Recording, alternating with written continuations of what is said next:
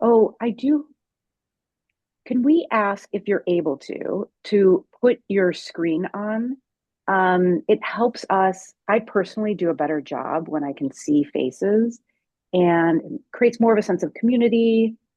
And it's also kind of it's what professionals are expected to do when you're out there. So as us from the career services, we're always looking for opportunities, big and small, to help you all be ready for being professionals. So if you're able to, we promise not to call on you, but it is really helpful to see your face. Thank you. Thanks, Shirley. Wonderful. All right, fantastic. Well, thank you everyone so much for joining us today. We are the Creative Careers team, which many of you already know. And today we're going to be talking a little bit about future proofing. So, preparing for the long game, how to future proof your career. My name is Eilish. I'm the Associate Director of Career Advising. I'm joined today by my colleague Maria. And I'm the Associate Director of Creative Entrepreneurship. And we're really excited to talk about this topic today. I think because we have both had some interesting twists and turns that have taught us a lot about future proofing and preparing for the long game that we're going to be talking about shortly. So I'm going to turn it over to Maria to kind of introduce us to our first kind of big topic of the day. Yes. And it starts with a snake. So there was an interesting study done in 2016 at the University College of London, and they were doing an experiment to see how uncertainty affects people. And so they had this video game, and the research participants in the video game had to lift up rocks. And if there was a snake under the rock, they got a shock to the back of their hand. And the video game was designed to keep the participants fluctuating between confidence and uncertainty. And what they found was that stress peaks when uncertainty peaks. Can you go to the next slide, Eilish? So even so, when participants knew they were going to get a shock, when they knew the rock they were picking up had a snake under it, they'd get a shock. They felt less stress than when they didn't know if they were going to get a shock or not. So we as humans, you can go to the next slide, are hardwired to avoid uncertainty, which is why we don't like change. It is innately, it's part of our like survival instinct. So the things that we're about to discuss with you will help you prepare for change and feeling a little bit more confident when you're having to navigate uncertainty. You will always be able to fall back on these techniques. So we're going to share a lot of techniques that you can do. Um, Future proofing is really about preparing for and being able to handle change and uncertainty. So we want to share a little bit of our journey, our squiggly careers, um, because it's really helpful to kind of see that, especially when you're in the creative industry, you will have a lot of change and uncertainty. You will set off on a path, but it's inherently nonlinear. And that's the exciting thing about it, but it also can be scary. So I, like you, started at art school and took lots of turns, as you can see here. And the certain things that came up, like I remember when I graduated, um, I wasn't sure what I was going to do next. So I took a lot of jobs.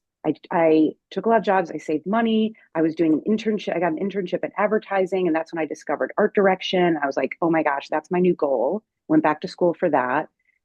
Took an advertising class. And so it required a lot of hustle, right, when I got out of school and saying yes to a lot of different things. Um, I did a social experiment where I made a new friend every day for a year and documented it. And that really taught me grit. Like every day, I had to get up and make a new friend and write the story. Um, I stepped off my, it wasn't until I looked back at my career that I could really start to see the through line of like, what is my professional purpose? And it really is creative innovation and nurturing, helping creative people make a living doing what they love, right? That's my through line.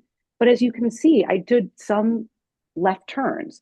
I took things that kind of pushed the boundaries, and that was really helpful because it allowed me to get new experiences and kind of test out, do I like this? Is this a road I want to go farther down? Or be like, I'm moving farther away from what my purpose is. I need to go back. So having that clarity was really helpful. And I would say curiosity was another quality that really drove a lot of these decisions. Like, I took a year-long creative sabbatical. I'd been working for a while and I was making art on the side.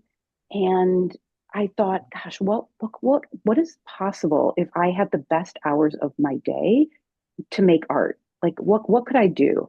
And so I saved up money aggressively. I took a year off. But all of these decisions were, curiosity was the underlying thing, the thing that caused the change for me to take the leap to ask, like, what if? And then certainly having a lot of flexible thinking. I got laid off during the pandemic, and that was a tough time. I was like, maybe I need to start my own consulting business. What does that look like? And so I really had to think differently. I'd always been a full-time employee, and being able to imagine, okay, this is not only a different industry, but really a different way of working.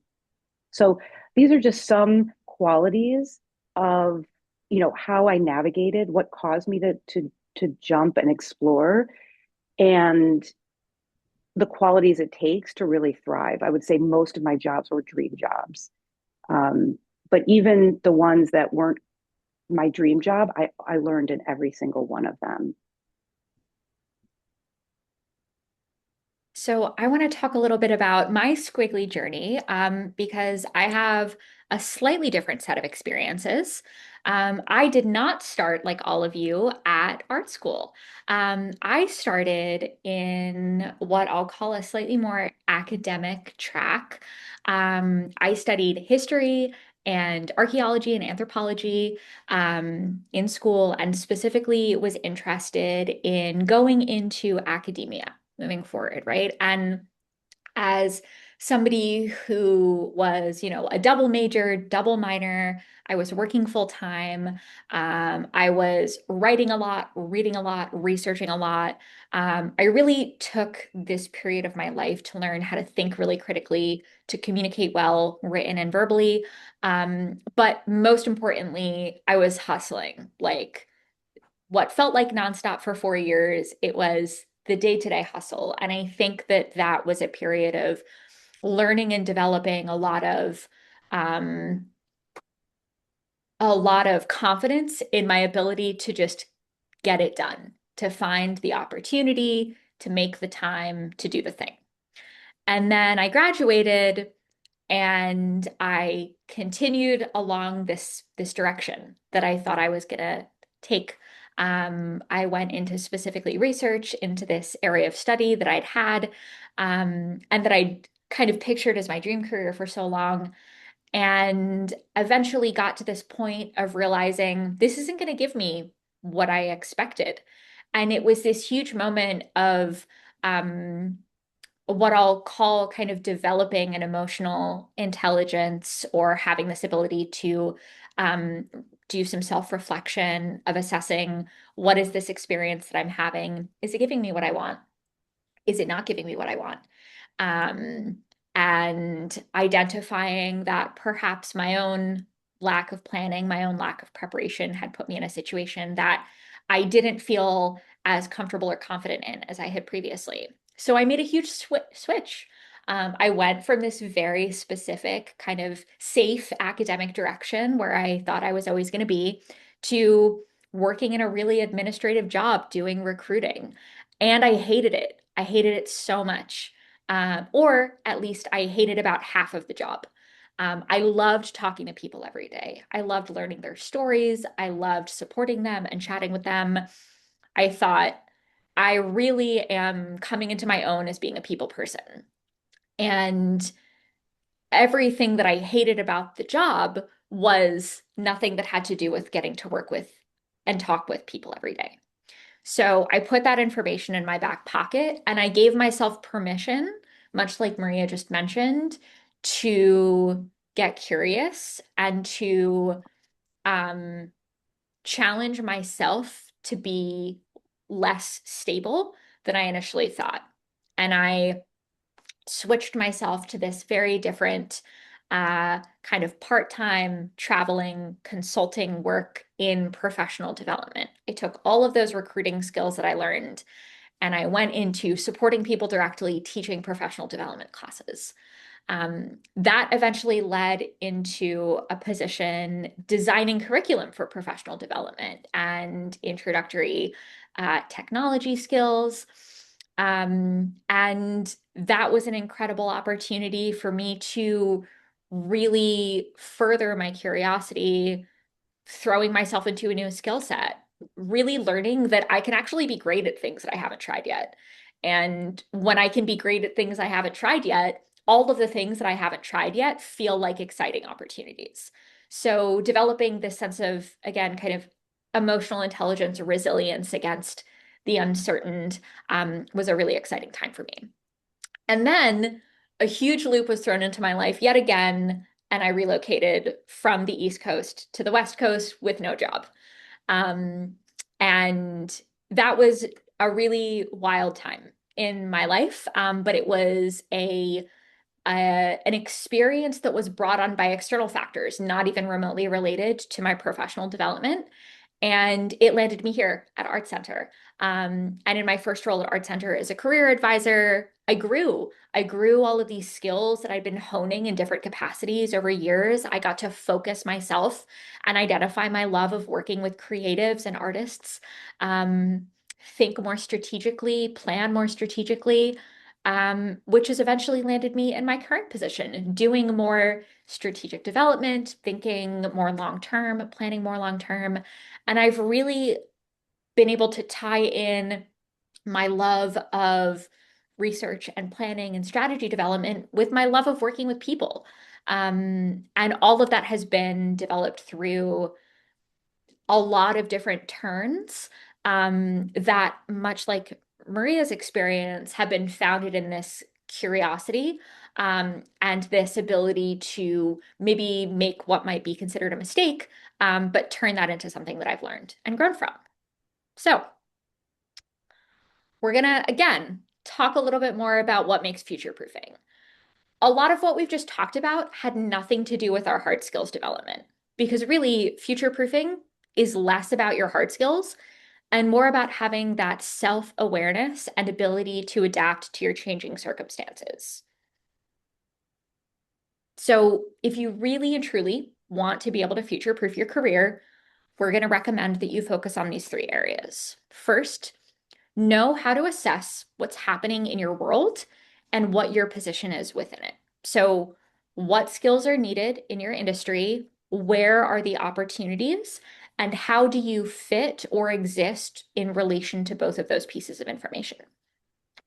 Number two, having clarity about what's in your toolbox and then the ability to leverage and package those skills that you have in a variety of ways.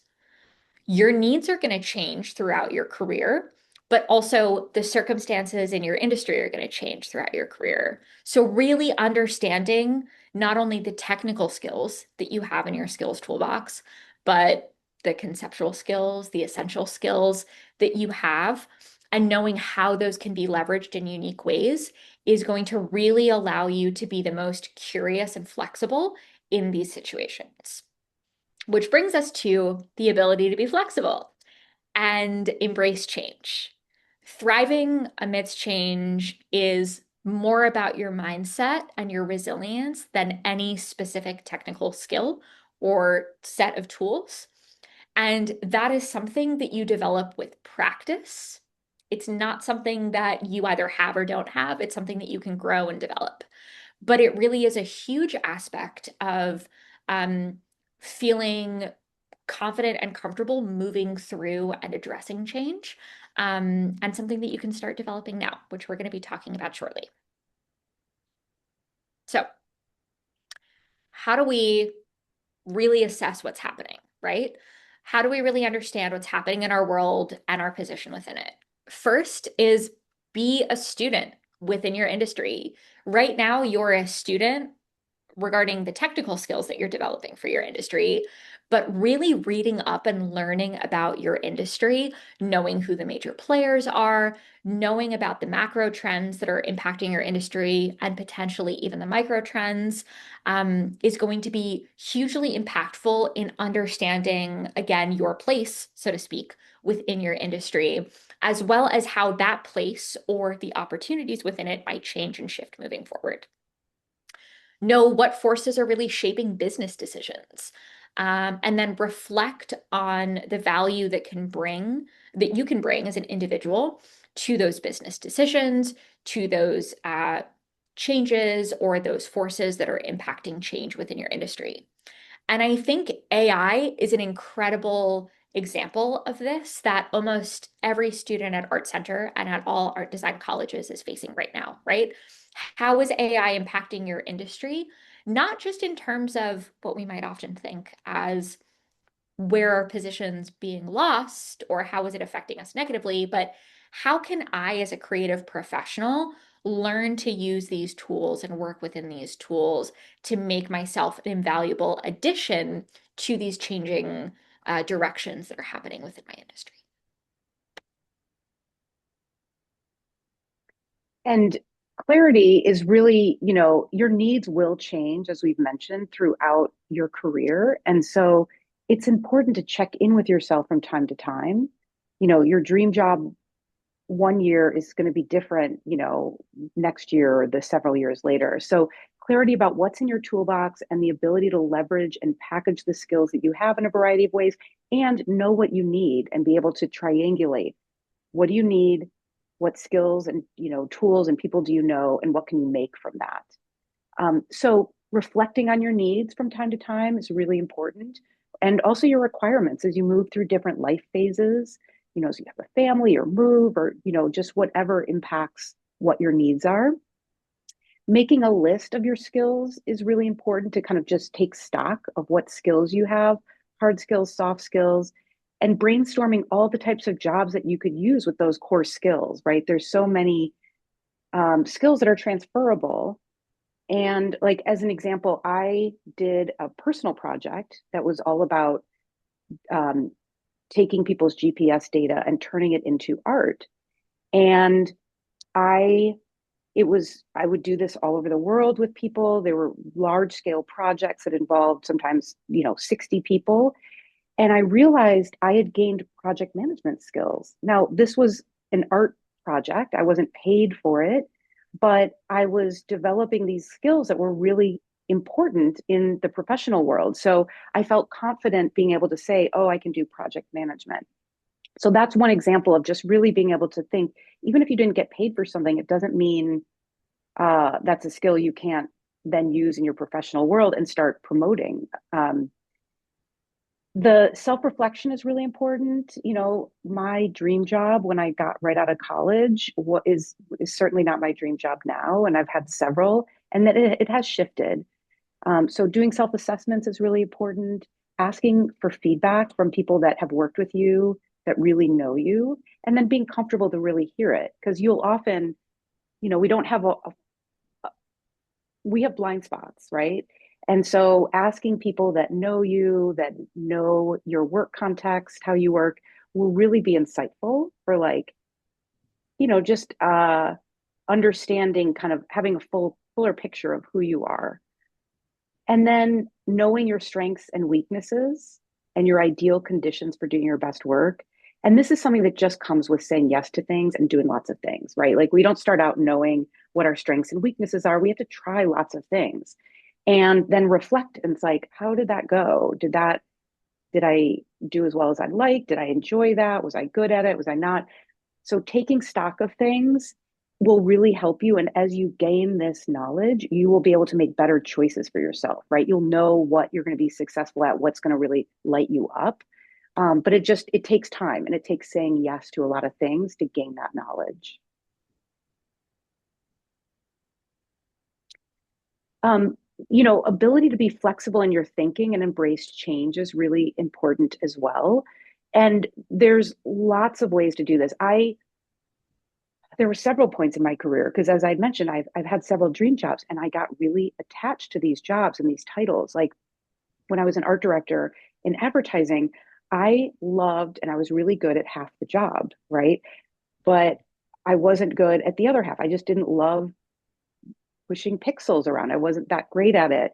I didn't love it, but that was half the job, and it was really stressful to be in a role that I identified with. I was really attached to it personally, but it wasn't the best fit for me. And I struggled for a while with that. And I've had a couple points in my career where I really had a great job, but then I moved on for various reasons. I was done with that role, but I struggled. And people would say, like, oh, what do you do? And I'm like, well, I used to do this. And for like a year after this role, I really was attached and it held me back because I was stuck being attached to this title or this role. Um, so it's important to recognize this, and it happens to creatives. We get attached, we pour our heart and soul into things, but to be aware of that. And looking back, I wish that I'd really kind of taken some time to say, okay, I did do that. What are some skills? What did I love about that job? How do I package that so when someone asks, hey, what do you do? What's your story at a cocktail party or whatever? I can position it, I can present it in a way that helps me get opportunities in the future, not like looking backwards. This is what I used to do. So practicing seeing multiple perspectives and coming up with more than one solution instead of, when you think like, oh, let's do it this way. And it can be big or small. It doesn't even have to be related to design or art. Um, Challenge yourself to think, okay, if I couldn't do it this way, what would be another way I would do it? Um, Also being able to emotionally regulate, staying steady enough with discomfort that you don't shut down and that you can really think clearly. When I would go to those cocktail parties and I was still attached to the past job, I would have anxiety walking in. I'm like, oh my gosh, if someone is asked me what I do, and surely they will, I don't know what I'm going to say. So really being able to emotionally regulate and have a plan, for when that question comes up, because it will. And also being flexible with your identity. Your identity is going to shift throughout your career, your titles are going to shift, and being okay with that and just prepared for it. It's, it happens to get stuck in an identity, but just if you're aware of it, you can maybe move through it a little bit quicker. Absolutely. And if I can throw in one additional piece here, is that the other side of this is like if I think back to myself, right? I had this vision of my professional direction where I was going to be a historian. I was going to be doing research. I was going to be on the History Channel on one of those documentaries. You were going to see my name and my the little undercard under my face doing a talking head interview. Um, and that's not what I'm getting paid to do right now, but that's still part of me. Like I'm still that person, even if it's not the thing that is paying my monthly rent and ensuring that I'm able to eat every month. I haven't given that up, that aspect of me or what I love and how I work, just because it's not what I'm being paid to do. Um, so that identity flexibility, um, exactly as Maria mentioned, can also look like I am this even if I'm not being paid to do it right now, right? I still have all those skills, I still have all those interests and loves. And the payment is not necessarily the only thing that validates that that's part of my identity. Mhm. And I like that you said right now, Yeah. Because who knows because what'll happen in the future? things are fluid. Yeah. 100%. And all of these things that we've just talked about, these three kind of um, strategies for future proofing, they all have to do with what we've identified as these six kind of qualities and behaviors of career thrivers. And we've attached them to a specific animal identity because it's a fun visual, but also because these are, active practices that we should be thinking as, part of our day to day. So these behaviors and qualities are grit, emotional intelligence, hustle, curiosity, flexible thinking, and clarity. And you'll notice that when Maria and I talked about our own professional squiggles, we talked a lot about these specific qualities as they related to some of our moves. Maybe that we had these qualities, or that experiences helped us develop these qualities, or alternatively, that we had an experience that highlighted that we didn't have one of these qualities. And maybe had we had that quality, it would have been maybe a better experience for us or a different experience for us over that period. A great example from my own direction, I'll say, is I had a really hard time letting go of this vision of myself as being in academia, a really, really hard time. And I don't feel like I was using my emotional intelligence, my ability to self-reflect and assess, or to be particularly flexible in my thinking. And I stuck it out to my financial and personal detriment, I think, for longer than I should have. And had I had those qualities at that point, maybe my process would have looked a little bit different. Maybe I would have transitioned differently or in a different way. That doesn't mean that I was wrong. It just means that maybe those qualities are something that I'm better able now to loop into my process and my planning as I think about future proofing myself. So, we're going to chat a little bit about some techniques and some practices that are going to be really effective in developing each of these qualities and behaviors. This is just a short list of some of these techniques, but we're actually going to go in depth into each of them, how to practice these techniques, and kind of why they're important. So let's talk a little bit about grit to kick us off, right? Grit is sticking with something even when it gets really hard, so that you can achieve your goals. But even though it's hard, you're going to stick through it, right? Some techniques to get practiced with your grit: taking deep breaths when something feels really difficult. Take in 5 really slow breaths, exhale slightly longer than you inhale, and give yourself a moment to just be still when something feels difficult. Maybe even give yourself permission to say, this is really hard right now. I'm having a hard time, but I'm going to stick with it anyway. Another technique would be breaking down big goals or big projects or big processes into smaller goals. So, what small actions can I take in the next 10 minutes or in the next half an hour to help myself achieve this goal or this project? Visualizing the future goal is another really great technique, kind of thinking all of this hard work, all of this difficulty that I'm experiencing right now, how is that going to help me achieve that big goal? And what is that big goal? What's that thing that I'm picturing or that I'm working towards? And then finally, finding your champions.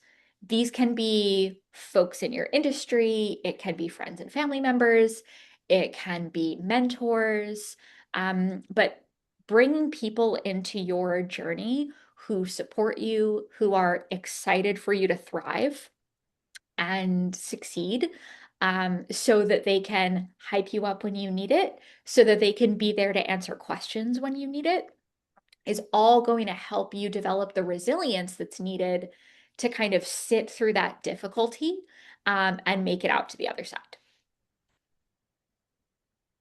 For emotional intelligence, a lot of this is about developing resilience as well, right? Emotional intelligence is about being in control of your emotions so that you can get the outcome that you want.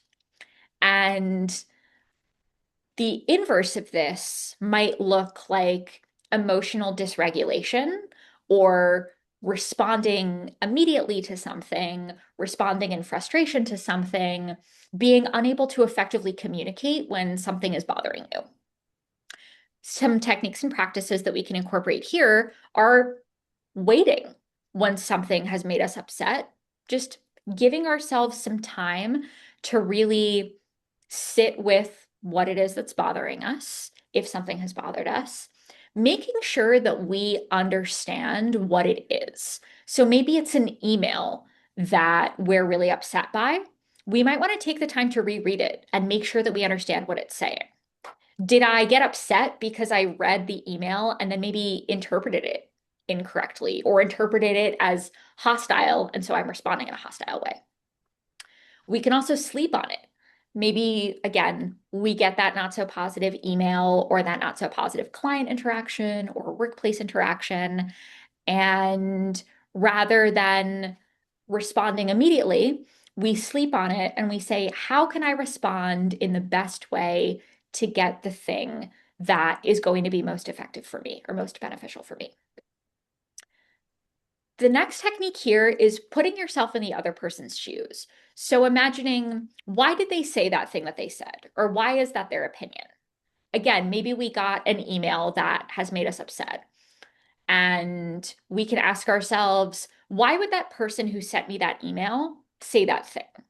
What is the good faith interpretation of why they've said that thing so that I can understand and maybe respond really effectively to show that I understand and that I'm trying to work with them and engage. And then finally, this is a really great phrase, name it to tame it. So this is really developing an understanding of what we're feeling and why, right? Naming what you're feeling and then identifying why specifically you're feeling that way or why you're feeling bad. And this is a really great sentence structure to use. So this change or this situation is bringing up a certain emotion because of this thing that I've attached to it or this story that I'm telling myself. A great example, grad show is bringing up a lot of anxiety for me because I'm telling myself that I won't be ready, because I'm telling myself that it won't be good, because I'm telling myself this thing that is making the experience worse. When we can identify what we're feeling and why, it helps us identify maybe what we can tell ourselves to switch up that emotion. Grad show is bringing up anxiety, but I'm going to prepare myself so that I'm excited for the day. What can I do to prepare myself is now my next action or my next step, which brings us to some actionable things that we can do to help alleviate some of that feeling. So hustle is another quality that we talked about, and it's this is not waiting for things to come to you, but creating the opportunities that you want for yourself. And, a technique here is breaking big goals into small goals and thinking what is possible? What can I do today? um, what can I do with what I have? Brainstorm. And this is about being scrappy. Pick a goal or a problem and list 10 actions using the current time that you have, or skills, or tools, or people you already know. Another technique is called tiny discomfort reps. And once a week, do one small discomfort rep. This could be asking for feedback. It could be introducing yourself to someone who maybe intimidates you, or just a stranger, someone you don't know. It could be asking for a small favor or opportunity.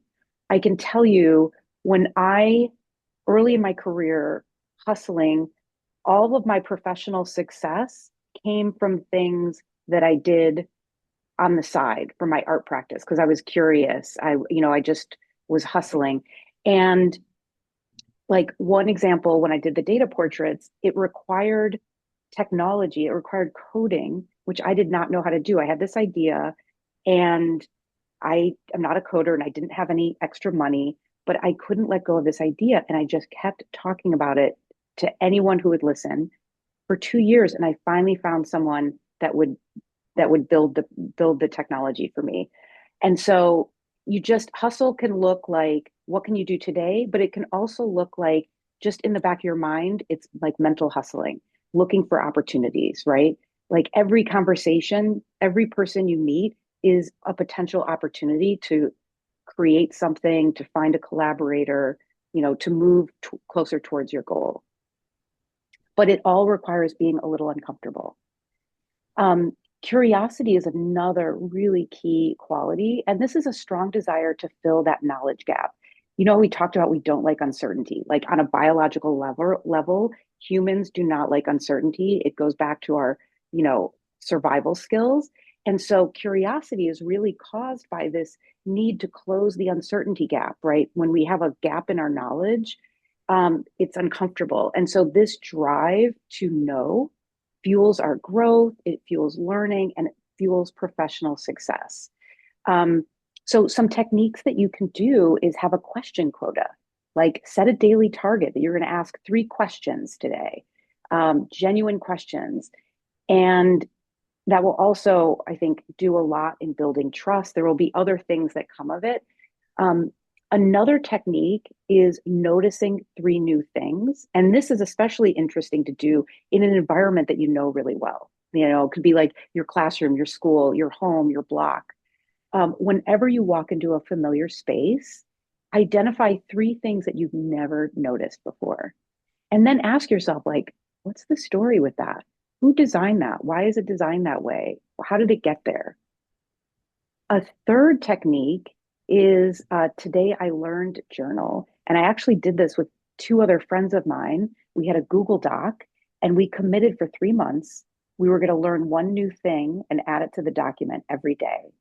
And it was cool because they were in different countries. And not only was I was orienting and I would wake up in the morning and think, what am I going to learn today? And then I also in the document was so curious because I would get to learn what they learned that day. And it really did rewire my brain. Like I remember being excited and looking, scanning the world for things that I could learn about. Um, so those are just some. And then next slide. So next we have flexible thinking, right?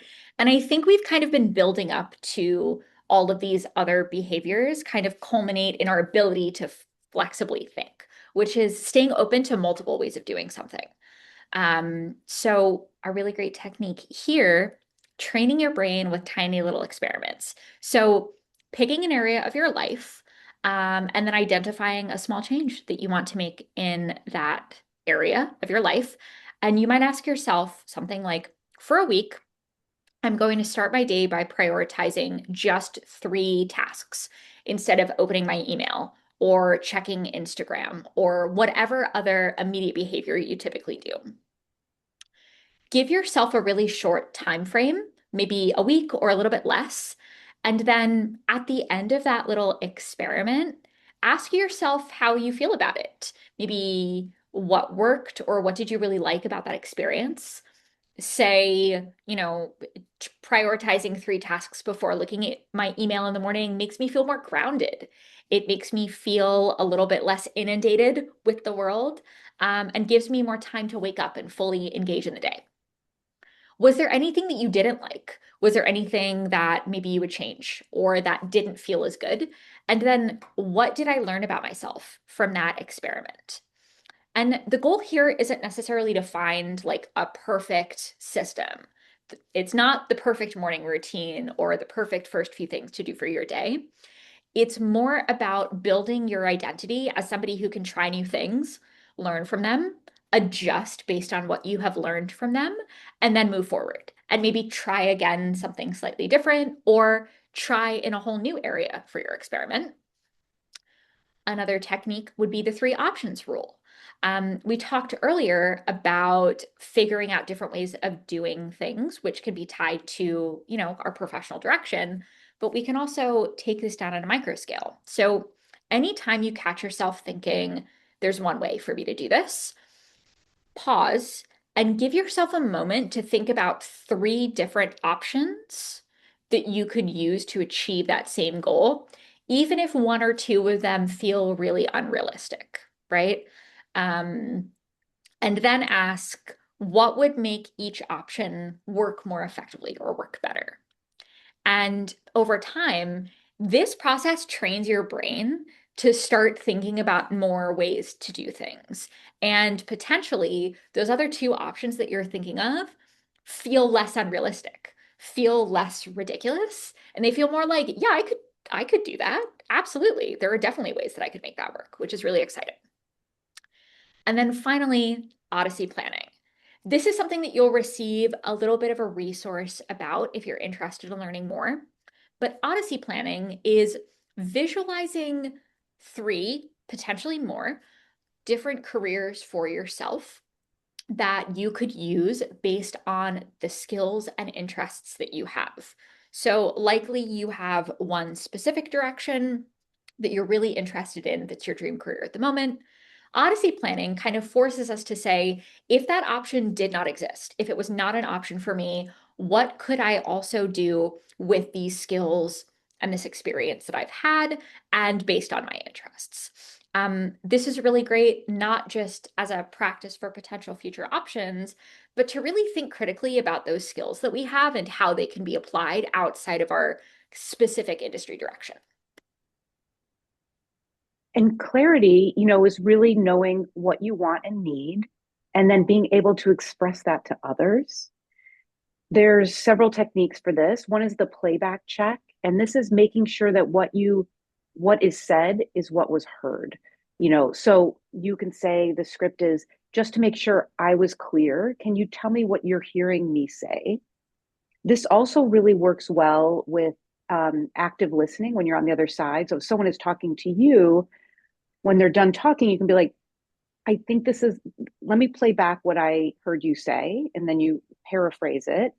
Is that right? Did I get that right? And that gives them an opportunity to say, actually, it's a little bit different, or yes, that is what I meant. And so that also builds trust and increases the communication. So it's a really powerful dialogue tool. And you also, ending conversations with one sentence summary. This is really helpful for you, right? A lot of information can be shared in a conversation, but if you can sum it up, that helps you remember it. Another technique is the 10-word want drill. So you pick a situation and you can finish this sentence in 10 words or less. I want from this blank. So I want from this workshop that you all are really inspired by these techniques and these qualities, and that you take away, there's, maybe 2 exercises or techniques you're going to try this week.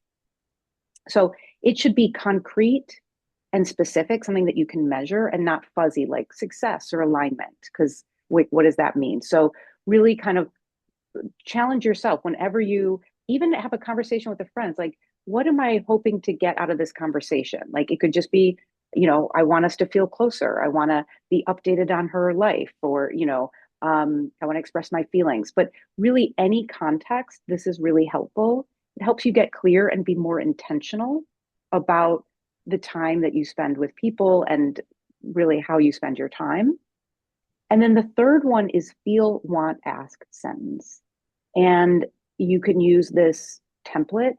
I'm feeling excited about sharing these techniques with you, talking about future proofing. And I realize I want you to be just as excited about it as I am. Would you be willing to follow up with me in a week and share what technique you tried and how it went? So these are some techniques around clarity. So, with that, we want to wrap up some of these big picture topics that we've chatted about today and kind of end again on this first thing that we discussed, which is future proofing is really a lot less about the hard skills that you have or developing a specific set of hard skills, and more about having the self awareness and the ability to adapt to changing circumstances. The world is going to keep changing. The industries that you are working in are going to continue to shift. For the entirety of the rest of your careers, as they have for the entirety of the careers of people that came before you. And the most important thing that you can do is acknowledge that and then learn ways of working within it. So, some great ways to do this again are staying curious, knowing what you bring, and then being flexible and understanding how you can be flexible within your industry. And with that, while we're maybe fielding some questions from you about anything that we've discussed, any topics that we've brought up, because we'd love to answer them, we would also like to pose a question to you as well. Maria, would you like to throw out our question for this I afternoon? I would. So we shared a lot of techniques with you, and we're going to send a follow-up so that you have it. But was there one that stood out to you? Like, what is one technique that you heard that you want to try this week? And can you just, we can put it in we can do a chat storm. So maybe in 30 seconds, if you could type it into the chat and just, we can see kind of what resonates with you. Great. Okay. Journaling. Journaling specifically, which one is that? For like self-assessment?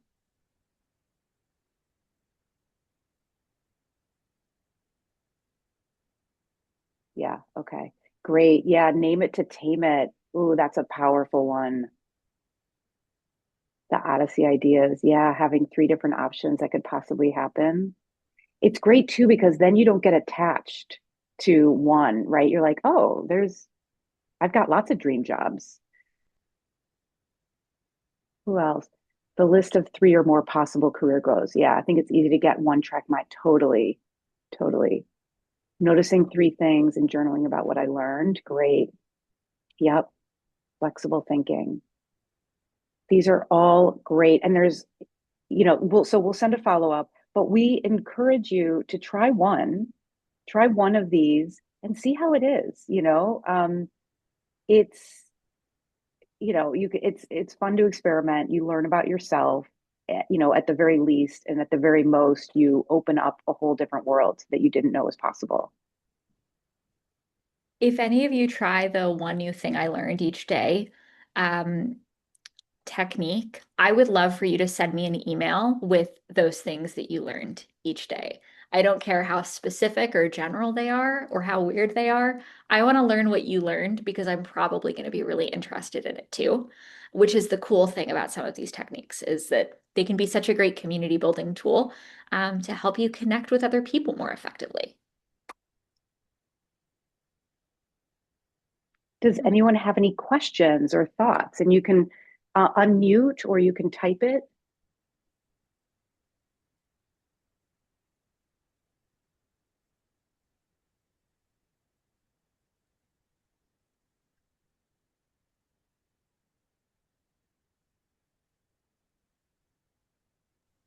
I have While a we wait. oh Yeah, Yeah, go ahead, Shirley. I have a question, and I think Maria, this is like mostly targeted towards you, but like when you early on in the presentation, when you shared your whole history and all the different jobs and contracts and different things that you've had throughout your career so far. One thing I was curious about, I know you talked about, in between things, sort of the uncertainty you were feeling. My question was, I guess, what actions were you taking in between, to find new opportunities to like figure out, what's the next step? Like, were there specific people you were talking to or resources you had, or were you just, sort of following your curiosity to get into different opportunities? That's a great question. I think, and I didn't say this before and I wanted to. So, you know, I don't think I did. Maybe I didn't say it, but so much of my early success in my career, my professional career, came from things I never got paid to do. They were like my passion projects. And so that was a way for me to, because when you're first starting out in your career, you don't have a lot of control over the projects you get. You're building a reputation, you're building your portfolio. Um, but that was a way to have control over projects and to put things into my portfolio that that really kind of like was the kind of work I wanted to do, right? Like your portfolio should be examples of the work you want, not the work you've done, if that makes sense, right? Because people look at your portfolio and they're like, oh, she knows how to do that. We're going to hire her for that. So that was one thing. I would say also, I went to a lot of conferences. I as a speaker, but also early on, I started, my friend a day project got me speaking gigs, and that kind of that helped in my professional world. So a lot of opportunities came from that. But again, like I gave myself that opportunity, right? Like no one handed it to me. It was a lot of hustle. Um, the I think showing up to a lot of events, using social media when I would do a project and launch a project, I'd put it out there. So I had, so people were like, oh, she's doing these cool stuff. So it was a lot of promoting, kind of self-promotion. Um, it was a lot of just doing stuff, not waiting for permission or waiting for projects. I think then probably mid-career, it was being in touch with my community. Like I remember after my creative sabbatical, I was like, oh my gosh, did I just make a terrible mistake? I left a really good job and to not make an income for a year and make my art. And now how do I get, and I've run out of money, and how do I get back onto the professional track? And I reached out to a mentor at the time and said, I don't know what to do. Like what, this is where I'm at. And she connected me to someone, and that's how I came out to LA and ran 72U. So I think it's making sure that people are aware of the work you're doing, um, and staying in touch with people. All of my opportunities have come from people that I know. So really being linking people in, staying in touch with people, talking about the work you're doing, showing up to events, in-person events, kind of all the stuff. Um, Yeah. that's Are you willing to tell the story about the glass blowing apprenticeship? Because yes. I think that that's kind of like the other side of this piece, which is a fantastic story, and also very indicative of a couple of those qualities that we talked about as well. Yeah, and I realized I didn't even put that chapter on to my Sorry, not to put board. you on the spot, No, but no, I it's love totally this story and I fine. think it's fun. So I had gotten my first job in advertising, and um, I realized I'm like, oh, this is direct mail. Like it was not the sexy advertising job that I had envisioned in my head. And they had lost a big client, and I was the last one hired, and I was the first one to be laid off. So here I find myself in New York City paying the most expensive rent I'd ever paid, 3 months into my professional career, and I've been laid off. I'm like, oh my gosh, what am I going to do? I'm like, you know what? I didn't really like that job anyway. Maybe this is my opportunity to be the bohemian artist that I meant to be. Like, maybe that's my track. I'd always wanted to learn how to blow glass. And so I got the phone book. This dates me a little bit, but this was 2000. Um, and I looked up, or 2001, I looked up every glass blowing studio in the book, and I called them and I said, I want to learn the trade. I'm willing to work really cheap.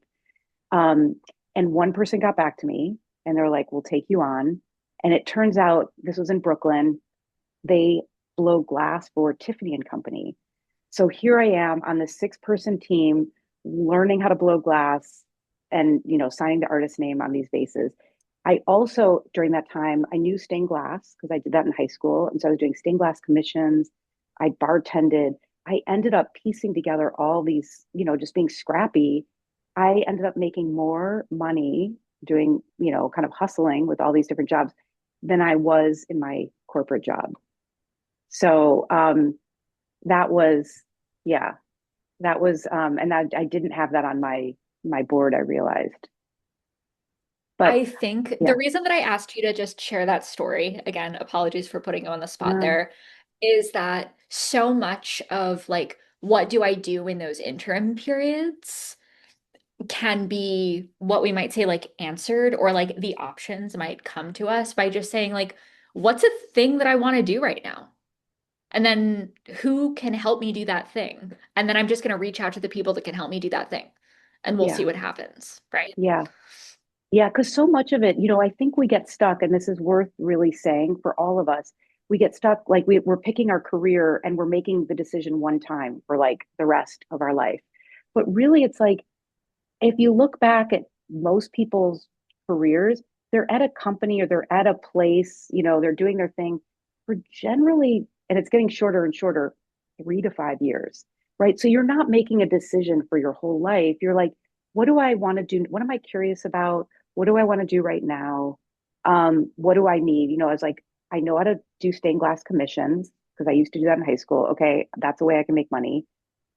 I've got a local bartender, like the bar down the street. I know the owner. I can do, so it really was, what do I need right now? What am I curious about? And I did see that as an opportunity. Like maybe this is the chance to learn that skill that I never got to learn. Um, So it does, and especially early on in your career, the stakes are low. You don't have families, you don't have mortgages. It's easier to take those risks or to try things. You don't have all this, financial pressure, or not as much as when you kind of, take on even more responsibility as you get older. I think we had another question. I'm noting that we're at our time, but I know that there was another question and I want to make sure that we're able to get to it, or a thought perhaps. This is more about a question actually. Yeah. Yeah. First of all, thank you so much for giving us all these power-packed details. Like, love the whole presentation. This question goes back to, Maria again, but also to Ellis. But starting with the story that Maria shared, meeting all of these people in a year and making friends like throughout the year. I think I'm guessing you must have learned something very valuable, which came in the presentation a couple of times about having some people as mentor or friends who can review your ideas or your project or your career goals, everything. Basically, to going back to them to, just for their feedbacks or taking a problem being viewed from a third point of view. So I just want to understand, like, what are those toolkits? Because I understand, like, a lot of things came up as you should be doing this, you should be doing that. But I'm also interested in how, like, all of these people that you met throughout the year, how did you document it? I think it goes back to the same thing about all the mentors as well. Like, I have recently came into a habit of meeting a lot of people. I reach out a lot of people on LinkedIn, have pretty amazing conversations with them. And so, what's the process of documenting them, keeping them handy so that you could be smart about whom you're meeting, what kind of conversation you had, the one-liner thing that you also talked about in the presentation that you should always end with one-liner statement at the end of the conversation that makes it more effective and impactful. Um, right now, I do it with Notion, keeping all the notes, the names of the people, what industry they belong to, all of these. But I want to understand, like, what's your way of keeping track? Yeah, so that was more artistic. And what I did was there's a TEDx talk as well on the project, but it's more, kind of what I learned, my insights from the experience. But with that, I photographed them and I went home and I wrote a story about each person, how I met them, what we talked about, and I had a gallery show. But what I think is maybe more relevant for you is that, throughout my professional life, I I have a spreadsheet, and anytime I meet someone new, I add them to the spreadsheet. I document what we talked about, kind of the date, especially when I'm in between, jobs or that sort of thing. And I'm kind of in like heavy, I don't want to say networking, but yeah, like heavy, just kind of like outreach. But it is really helpful because it's so easy to lose track of like who that person is, like how do I find their contact again? Like, or you forget their name, but you remember like how they made you feel, or like you want to reach out to them. So I do recommend having a spreadsheet of just your professional contacts, because you will forget. And it's nice to like go back and look, and you'll forget how many people you know. And your network, your community is the most valuable asset that you have. It's the most valuable tool you have. And yet we don't really talk about how to stay organized or how to like manage that resource. And it is a really probably one of your most valuable resources. Can I add to that that Yeah. if you're looking at like a lot of people, right? Like maybe you are fortunate enough to have developed a lot of professional contacts or be potentially communicating with a lot of people. It can be really helpful to categorize them in terms of like your interested level of engagement with them moving forward. Like everyone that you meet has value as both a like human person that exists and also as one of your professional contacts. But that doesn't necessarily mean that every single one of those relationships requires the same type of or will be equally as beneficial for like X amount of follow-up or continued engagement. There might be some folks that it's better to maintain really strong kind of consistent communication with. And then there might be folks that you want to just like remember, and then communication with them or just remembering who they are and what you talked about is something that might be more beneficial for the long term. And that categorization, however you want to do it, and whatever the structure that you want to think about is, or whatever your goals you want to think about are, can be really helpful to kind of like narrow down and create a more sizable approach to your community building, where it's like, oh, I just met 25 people. I don't necessarily need to immediately start in-depth conversations with 25 people. Maybe there are like 5 people of those 25 that I would really love to immediately start a chat with. And then those 20 people, I want to send them a message just thanking them for their time and saying it was so lovely to meet with them and that I hope we get to touch base again in the future, so that I'm sharing my excitement at getting to connect with them and meet with them, keeping the door open, but not requiring the same level of what we might call like relationship upkeep um, all at once for those 25 people. That can also help us to identify like within my champions, my personal and career champions, like what are people champions of? Right? Because you have some champions who are like folks that are going to tell you, you're awesome. I'm so excited for you. And then there are your career champions who are going to say, you're awesome. I'm so excited for you. I really want to connect you with this person that I know who can help you do the thing that you want to do. And there might be some overlap. There might be some folks that are one or the other at different times in different identities. I hope that that makes sense as a recommendation, but I think it can take this like very big concept into something that's a more digestible, easier first step, which is one of the recommendations that we made earlier. Yeah, I think, yeah, definitely. Some of the things I've been following right now, and like a few things like categorization and everything. One more thing that I find very interesting is taking pictures, because visuals are more powerful than words. I never thought of taking pictures while I talk to them, or yeah, that could be great for a better recognition. Yeah, thank you. Yeah. Um, Thank and you. this Great is, question. yeah. I feel like there could be a whole workshop on this too, because I don't think it's talked about enough. I kind of figured it out myself, but um, it's helpful when you can you meet all these people, but if you don't remember who you've met or kind of what they're about, then you're not, there's kind of opportunity that's potentially lost there.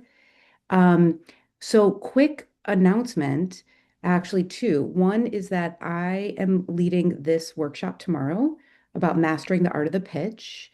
And it's really about how to kind of sell ideas, get other people excited about your ideas. So I'd love if you could join. It's this time tomorrow. And the other thing is that Eilish and Kayla, who's also on our team, and myself all offer advising. And so if you have any questions, I focus on creative entrepreneurship. So anything regarding freelance or contract, anything like that, make an appointment with me or anything that we talked about here if you want to go deeper. And then Eilish and Kayla focus on kind of the creative career stuff, so like resume and cover letter and networking and helping you kind of with the job search. So between the three of us, we can really support you in whatever questions or things that you want to pursue. So feel free, just know that's a resource that you can find. You can book via Connect. Absolutely. As we mentioned earlier, this workshop is being recorded and we're going to send some kind of follow-ups, some lead behinds for some activities or techniques that we talked about today, as well as some other things that we think would be really helpful to help you with kind of this future-proofing self-assessment long-term process. But in that email, we'll also include a link to schedule an advising appointment with any of the three of us. And I will include a direct Zoom link for Maria's workshop tomorrow. If any of you are interested in joining, you'll be able to just click right on that link. It'll be in the email, as well as, of course, if you want to RSVP at the QR code that we have right here. All of that will be included there. And with that, we want to say thank you so much for joining us today. It was such a pleasure to chat. It's always great to see folks' faces and hear your questions and learn a little bit more about what you're most excited about. So thank you all so much for joining us today. Thank you. Thank you so much. Thank you all. Thank you. All right. Have a great rest of your afternoon, everyone. Hope to see you all soon.